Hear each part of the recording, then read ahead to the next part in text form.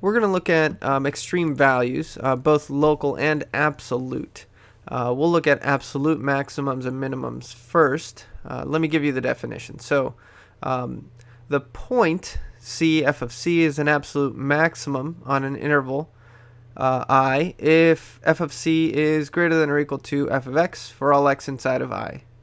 And the absolute minimum definition is exactly the same thing, except that it would be less than or equal to f of x for all x inside of I. In short, the translation of this is the absolute maximum is the absolute largest value on the interval, and the absolute minimum is the absolute least value on the interval. Now, for a local maximum and minimum, we have the definition is that the point c f of c is a local maximum if f of c is greater than or equal to f of x on some open interval containing x equals c. And for the minimum, it's the same, except that it would be less than, obviously. The difference being that it just has to be, in the case of the local maximum, it just has to be greater than or equal to every point on some open interval. So the translation is basically that as long as it's greater than any point around it, directly around it, if you draw a little bubble around it, then that would be a local maximum. And the same for a minimum, except that it would have to be less than every point around it. So let's take a look at a picture so that you can see what I'm talking about. We have here a graph, and it's easy to point out the absolute maximum and minimum here. The absolute maximum is, again, the absolute greatest value on the function. So it would be right here at x equals -5 and y equals to 4. Notice that the absolute minimum is located not at the other endpoint, but it's located at x equals 2 and y equals to -4. Now, as far as the local maximums and minimums, we have 3 local extrema. One local maximum right here at 0, at x equals 0 and y equals 2. You'll notice that that value is greater than any value around it. So if you draw a little bubble around it, you'll see that it's bigger than everything else. And then the 2 local minimums, one's at x equals -4, the other one at x equals to 2. So one important thing to note is absolute maximums and minimums. So absolute extrema and local extrema, they can match up, but endpoints aren't local maximums or minimums, because you can't draw a open interval around a endpoint. So it doesn't satisfy the definition. Let's take a look at another graph that's sort of similar. So we have, notice it looks very similar to the one that we had before, except that this one, so it has the same local maximums and minimums, and it has one more local maximum at x equals 3 and y equals -2, but the absolute minimum has changed. The absolute minimum now is at x equals to 4, y equals to -5. So now the absolute maximum and minimum are both on the endpoints.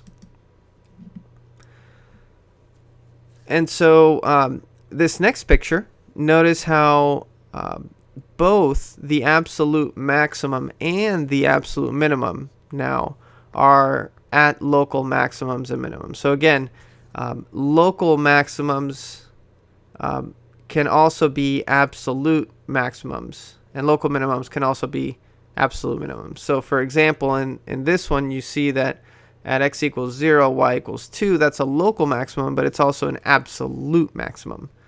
And the local minimum at x equals 2, -4 is also a absolute minimum.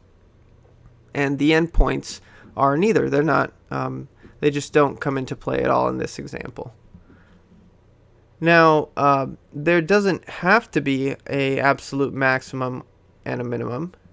In this next picture, you see that you have an absolute maximum at x equals -2, y equals to 2, because that's the absolute greatest value of the function. But notice how on both ends it has an arrow, meaning that it keeps going down forever and ever and ever. So there is no absolute least value of this function. So that means that there's no absolute minimum for this function.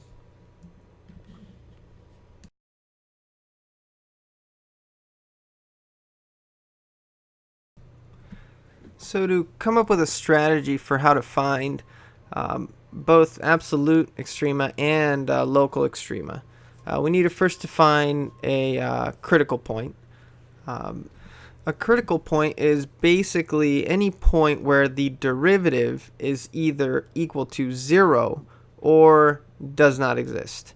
And this basically, what it is it gives you a possibility of there being a maximum or a minimum there. So it doesn't guarantee that you're going to find a maximum or a minimum there. It's just the possibility. And let me show you what I mean with some examples.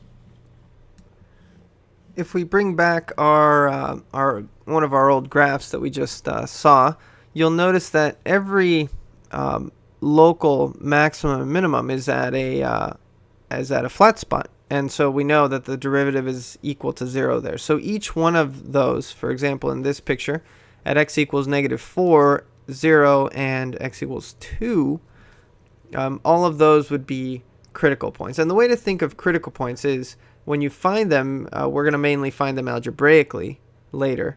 When you find them, think of them as possible maximums or minimums.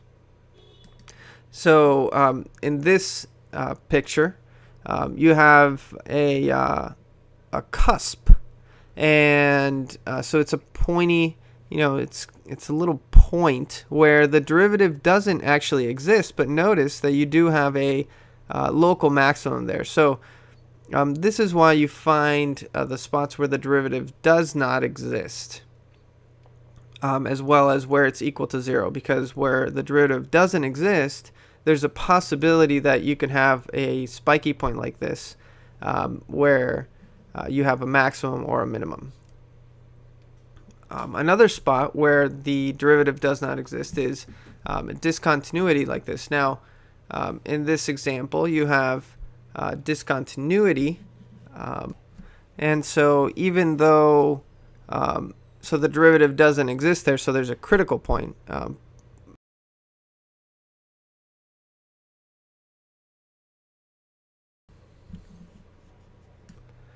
Now here we have another situation where we have a critical point here at 0, and you don't have a local maximum or minimum there,